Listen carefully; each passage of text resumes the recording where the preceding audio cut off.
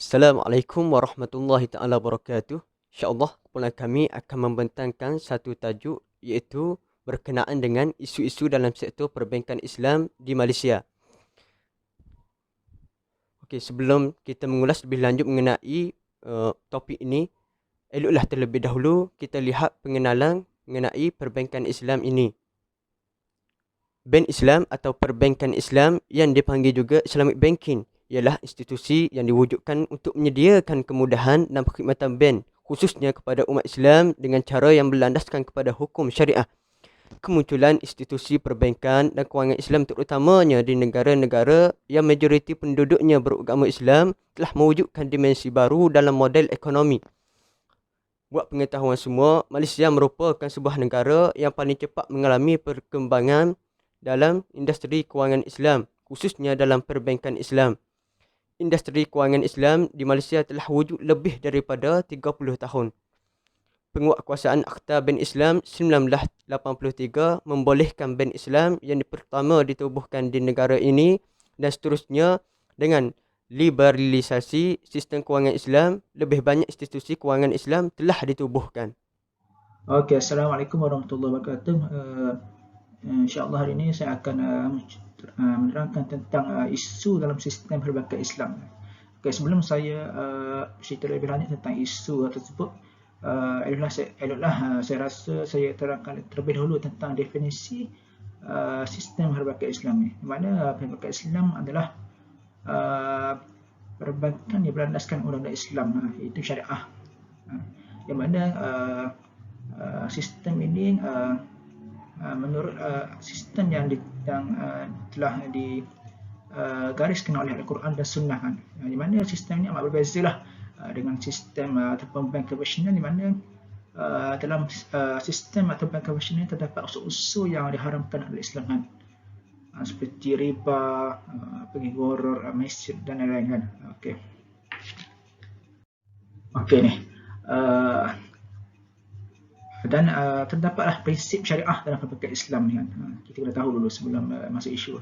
Yang mana saya akan sebutkan satu persatu, iaitu sistem pertama adalah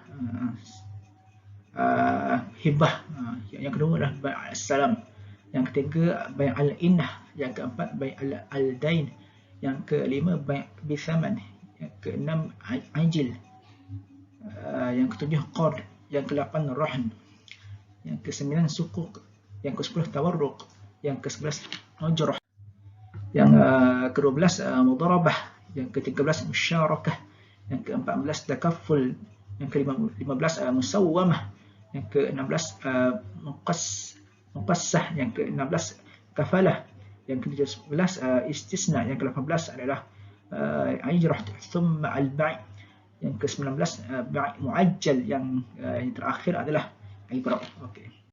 Okey, antara isu dalam sistem perbankan Islam ni adalah isu yang paling utama adalah itu tanggapan dan Muslim terhadap perbankan Islam, di mana mereka seolah-olah menyatakan bahawa SPI ini hanya untuk mereka yang beragama Islam saja kan.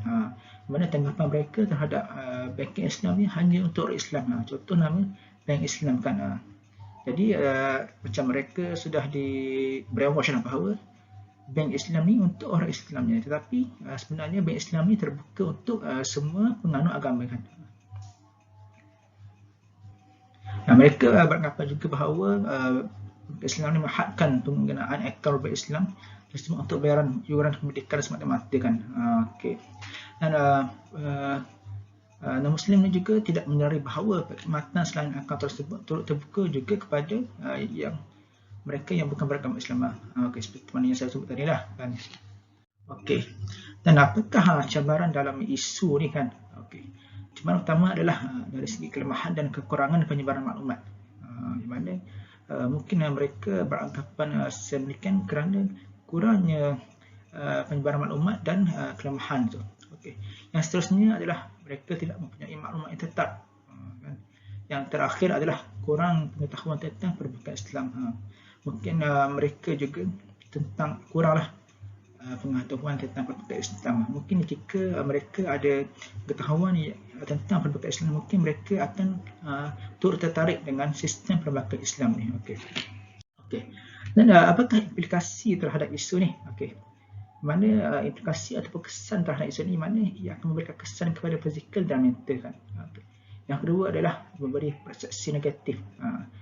Mana jika mereka tidak fahami tentang sistem perbankan yang digariskan oleh Islam ni, mungkin akan wujudlah persepsi negatif dalam fikiran mereka bahawa macam-macam lah andaian buruk wujud terhadap sistem perbankan Islam ni. Okay. Seterusnya adalah penganiayaan individu dan yang terakhir adalah mereka akan menganggap bahawa sistem perbankan Islam ni merupakan satu sistem yang zalim. Okay. Dan apakah cara mengatasi ni kan? Okay, yang pertama adalah dengan penerangan yang agresif kan. Yang mana pihak bank lah ataupun pakar-pakar yang arif dan bina ni adalah memberikan penerangan lah dengan yang detail, yang teliti kepada mereka supaya anggapan mereka terhadap perbankan Islam ni berubah sama sekali. Yang kedua, memberi fahaman dan penjelasan samalah. Yang terakhir adalah banyakkan ruang interaksi supaya mereka faham tentang sistem ini. Assalamualaikum warahmatullahi wabarakatuh. Okey, baik. Seterusnya, isu faedah. Apakah isu faedah ini? Isu faedah ini adalah sesuatu kadar interest, kadar pembiayaan sesuatu institusi perbankan, sama ada Islam dan konvensional. Okey, baik. Industri perbankan Islam di Malaysia telah memasuki fasa dewasa sekiranya dilihat daripada usianya. Okey, bermula daripada penubuhan Bank Islam pada 1983, institusi perbankan Islam telah berkembang dan mampu menawarkan produk dan perkhidmatan kewangan Islam yang kompetitif, bukan hanya kepada Muslim tetapi juga kepada non-Muslim. Walau bagaimanapun, masih ramai di kalangan umat Islam tetap bertransaksi dengan bank konvensional kerana mengatakan bank Islam juga tidak Islamik atau sama dengan bank konvensional. Pelbagai isu dan dakwaan yang dilemparkan oleh mereka untuk menunjukkan bahawa perbankan Islam di Malaysia ini adalah tidak Islamik. Okey, isu bagi sesetengah pihak mengatakan perbankan Islam pada hari ini tidak Islamik kerana kadar pembiayaannya mahal. Hakikatnya masyarakat hari ini salah faham akan perbankan Islam, yang mana mereka sering menyangka bahawa sesuatu yang Islamik itu mesti murah, manakala yang mahal itu tidak Islamik. Okey, perlu difahami bahawa aktiviti kewangan Islam merangkumi aktiviti komersial dan aktiviti berorientasikan kebajikan. Aktiviti komersial seperti jual beli, sewaan, pelaburan, perdagangan adalah aktiviti-aktiviti yang bermatlamatkan keuntungan, manakala aktiviti kebajikan, tabarruat, termasuklah amalan wakaf, zakat, sedekah dan pinjaman qaudul hasan yang tidak bermatlamatkan keuntungan. Aktiviti perbankan Islam Islam menjalankan aktiviti komersial seperti mana industri-industri komersial Islam yang lain seperti industri makanan halal, pendidikan Islam dan lain-lain lagi. Okey, selain itu, bagi sesebuah perbankan Islam, sumber dana utamanya adalah melalui deposit daripada individu ataupun institusi dan dana daripada pemegang saham. Maka pihak perbankan Islam mempunyai tanggungjawab untuk memastikan dana yang dilaburkan oleh para pemberi dana memberi pulangan yang berbaloi setidak-tidaknya setanding dengan pulangan yang diperoleh daripada perbankan konvensional.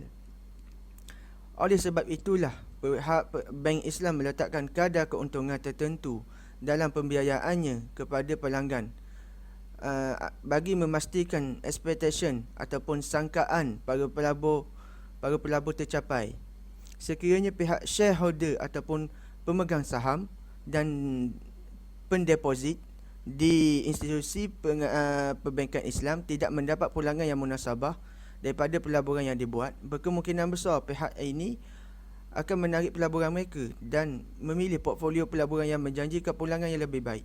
Sekiranya senario ini berlaku, maka institusi perbankan Islam tidak akan mampu berkembang secara maju kerana mempunyai masalah modal dalam perniagaan perbankan dan mungkin berhadapan dengan risiko gulung tikar dalam jangka masa panjang.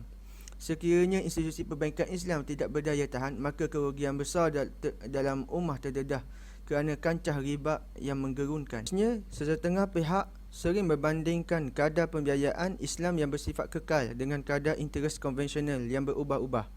Okey, sebagai contoh, kadar pembiayaan adalah 8% dan tidak berubah sehingga tempoh matang pembiayaan. Okey, ambil katakanlah 25 tahun. Kadar interest konvensional, katakan base lending rate, ataupun kata singkatannya BLR, plus dengan 0.5%. Okey, katakanlah BLR sekarang ialah 6.6%. Maka kadar interest adalah 6.6%, plus dengan 0.5, maka jadi 7.1%. Perlu diingatkan, kadar pembiayaan Islami akan kekal pada 8% tanpa bergantung sama ada kadar BLR naik ataupun turun. Dalam suasana BLR rendah, tentu ramai yang beranggapan bahawa pembiayaan Islam mahal. Namun sekiranya BLR meningkat, maka pembiayaan Islam jauh lebih selamat dan munasabah. Okay, selain itu, pihak BNM ataupun Bank Negara Malaysia telah membenarkan pihak perbankan Islam untuk memperkenalkan kaedah pembiayaan boleh ubah. Melalui kaedah ini, pihak Bank Islam akan melakukan kontrak jual beli dengan pihak pelanggan institusi tersebut berdasarkan harga jual beli yang dikira berasaskan harga pembayaran siling. Maksudnya harga pembayaran di siling ni ialah harga pembayaran yang paling tinggi. Okey.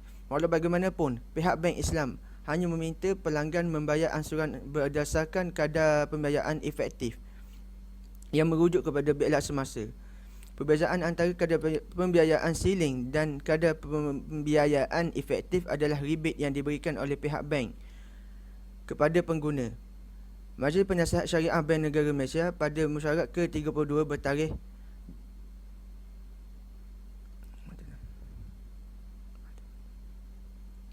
Okey, seterusnya, produk pembiayaan Islam adalah lebih kompetitif dengan wujudnya ciri-ciri unik, termasuklah ibrak ataupun rebate ataupun diskaun yang diberikan oleh institusi perbankan Islam kepada pelanggan yang membayar dan menyelesaikan hutang mereka kepada pihak bank secara berdisiplin dan amanah. Begitu juga institusi perbankan Islam tidak dibenarkan untuk mengenakan commitment fee ataupun yearly settlement fee kepada para pelanggan, di mana ciri ini adalah kelaziman dalam perbankan konvensional. Di samping itu, institusi perbankan Islam juga tidak mengambil kesempatan ke atas defaulters, pencuai, dengan mengenakan penalti yang berganda. Sebaliknya, institusi perbankan Islam hanya mengenakan takwith, dan sebahagian institusi perbankan Islam di Malaysia menyalurkan jumlah takwith yang dipungut kepada institusi-institusi kebajikan dan masyarakat. Baik, seterusnya, refleksi. Untuk mengatakan produk perbankan Islam lebih mahal daripada konvensional adalah tidak benar. Bahkan, kita perlu bersifat adil dalam membandingkan ciri-ciri pembiayaan Islam dan pinjaman konvensional. Ciri dan keistimewaan pembiayaan Islam adalah berbeza dengan produk konvensional dan adalah sesuatu yang tidak munasabah sekiranya kita membandingkan antara apple dengan kurma, dan sememang-memangnya tidak sama. Oleh itu, kesedaran umat Islam terhadap perbankan Islam mestilah lebih teliti dan mendalam agar ia tidak berlaku kesalahfahaman lagi selepas ini. Isu yang seterusnya adalah mengenai kedudukan kuasa Majlis Penasihat Syariah dalam sistem perbankan Islam. Kita mulakan dengan definisi Majlis Penasihat Syariah. Apa itu yang dimaksudkan dengan Majlis Penasihat Syariah? Berdasarkan Seksyen 51 Akta Bank Negara 2009, Majlis Penasihat Syariah merupakan pihak berkuasa bagi menentukan hukum syarak bagi maksud perniagaan kewangan Islam. Para fuqaha mengistilahkan Majlis Penasihat Syariah ini sebagai Ar-Raqabat Asy-Syar'iyyah. Namun begitu, perincian definisi Majlis Penasihat Syariah dikemukakan oleh Muhammad Akram 2010 ialah sebagai sebuah badan bebas yang dianggotai oleh para fuqaha yang berkepakaran dalam bidang fiqh muamalat serta diamanahkan untuk mengawasi, menyelia dan memantau aktiviti-aktiviti institusi kewangan Islam untuk memastikan pematuhan peruntukan dan prinsip undang-undang syariah. keputusan dan pendapat yang dikeluarkan oleh majlis juga adalah mengikut keperluan institusi perbankan. Jadi berbalik kepada isu kedudukan kuasa Majlis Penasihat Syariah dalam sistem perbankan Islam tadi, isu yang timbul adalah mengenai sistem perbankan Islam adalah takluk di bawah kerangka perundangan sivil. Ini bermaksud sebarang persoalan mengenai kewangan adalah terletak di bawah kuasa persekutuan dan Mahkamah Syariah tidak mempunyai bidang kuasa untuk mendengar pertikaian berkaitan kewangan Islam ini. Ini juga bermakna mahkamah yang mempunyai bidang kuasa membicarakan kes berkaitan perbankan dan kewangan Islam ialah Mahkamah Sivil. Pandangan ini berasaskan perkara yang termaktub dalam Perlembagaan Persekutuan dan Akta Mahkamah Sivil 1956 berkaitan peruntukan urus niaga kewangan Islam yang meliputi urus niaga perbankan dan transaksi yang terletak di bawah bidang kuasa Mahkamah Sivil. Jadi secara mudahnya untuk kita faham, walaupun perbankan Islam ini mempunyai Majlis Penasihat Syariah, namun kes-kes berkaitan dengan perbankan Islam adalah tertakluk di bawah pembicaraan Mahkamah Sivil, bukannya Mahkamah Syariah. Seterusnya, keputusan Majlis Penasihat Syariah tidak menjadi autoriti penghakiman. Ini kita dapat lihat apabila terdapat beberapa kes yang dibicarakan sebelum tahun 2009 menolak dan tidak menjadikan keputusan yang dikeluarkan oleh Majlis Penasihat Syariah sebagai autoriti dalam penghakiman di Mahkamah Sivil. Contoh yang kita boleh lihat adalah dalam kes Efim Bank dengan Zulkifli Abdullah yang berlaku pada 2006 apabila hakim mahkamah tidak merujuk kepada resolusi yang dikemukakan oleh MPS sama ada bank boleh menuntut harga jualan termasuk keuntungan melalui kontrak by bitaman ajil apabila defendant gagal melunaskan bayaran pembiayaan. Hakim pada masa itu memerintahkan rumah yang dibeli menggunakan konsep by bitaman ajil ini dilelong di bawah peruntukan kanun tanah negara untuk mendapatkan pembiayaan kembali. Dalam kes ini kita boleh lihat mahkamah dilihat lebih cenderung untuk membuat penafsiran sendiri secara langsung mengetepikan keputusan MPS dengan menyatakan tiada keperluan untuk merujuk kepada Majlis Penasihat Syariah kerana keputusan mahkamah adalah berkenaan penggunaan syarat-syarat kontrak di antara pihak yang bertikai dan bukannya satu persoalan berkaitan undang-undang syariah. Keputusan mahkamah-mahkamah tinggi sivil tersebut dilihat seolah-olah menafikan peranan Majlis Penasihat Syariah. Sedangkan Seksyen 56-1 Akta Bank Negara 2009 memperuntukkan jika mana-mana prosiding yang berhubungan dengan perniagaan kewangan Islam di hadapan mana-mana mahkamah atau pembimbing tara atau penimbang tara apa-apa persoalan berbangkit mengenai suatu perkara syariah, mahkamah atau penimbang tara itu mengikut mana-mana yang berkenaan hendaklah satu mengambil kira mana-mana keputusan mahkamah Majlis Penasihat Syariah yang telah disiarkan atau dua, merujuk persoalan itu kepada Majlis Penasihat Syariah untuk keputusannya. Berikut merupakan antara kesan yang bakal dihadapi jika masalah ini tidak diatasi. Yang pertama, ia akan memberi keraguan dan ketidakyakinan umum kepada produk dan operasi Islam. Lebih-lebih lagi kepada golongan non-Muslim. Yang kedua, orang awam akan sewenang-wenangnya mengeluarkan pandangan dan fatwa mereka sendiri tanpa merujuk kepada mereka yang pakar. Seterusnya ialah cara mengatasi. Yang pertama ialah merujuk masalah yang berlaku kepada mereka yang benar-benar pakar. Yang kedua ialah memperluaskan bidang kuasa mahkamah syariah, iaitu dengan memasukkan perkara-perkara perbankan dan kewangan Islam bagi membolehkan mahkamah syariah mendengar dan membicarakan kes-kes yang berkaitan dengannya. Ini adalah kerana hakim-hakim syari'i adalah golongan yang arif dalam bidang syariah dan juga terlatih dengan prinsip syariah. Yang ketiga ialah mengkaji dan meneliti semula kerangka perundangan sistem kewangan Islam. Dan yang keempat, memastikan mahkamah sivil benar-benar mengaplikasikan prinsip-prinsip syariah. Berdasarkan apa yang telah dinyatakan, dapat saya simpulkan bahawa kuasa atau kedudukan Islam amat penting dalam apa jua sektor, terutamanya dalam sektor perbankan Islam, dalam memastikan hukum yang telah ditetapkan tidak menyeleweng dan menepati syariat yang telah ditetapkan oleh Allah Subhanahu Wa Taala. Wallahu a'lam.